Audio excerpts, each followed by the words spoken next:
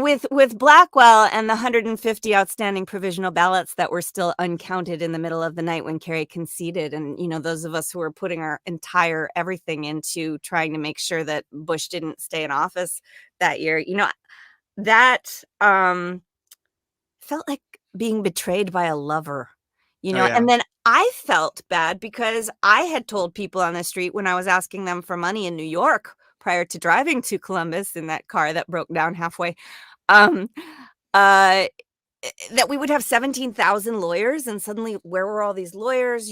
Why wasn't any? And the only people left in Ohio after Kerry conceded, the mainstream media all took off, were me and a muckraker named Evan Davis, who reported for Pacifica Radio. And even he was disallowed to report after a while because we were canvassing to find out what people's actual experience was. And we would record dozens of people who said they pushed Kerry and it came up Bush, and then they were kicked out of their voting booth after their 5 minutes was up. I went to see Matt Damschroeder, and I looked at all these statistics, and in the precinct that I was bound and determined to get one man's vote counted and unsuccessful on the actual election day, which is part of the story of this first episode.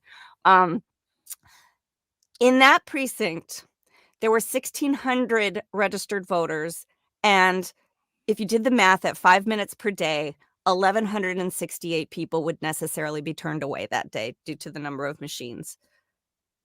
And that's what long lines mean. So, and then the guy had the nerve to say to me, well, it's too bad that you have to wait as long in a line to vote as you would have to wait to get on a roller coaster or take a flu vaccine.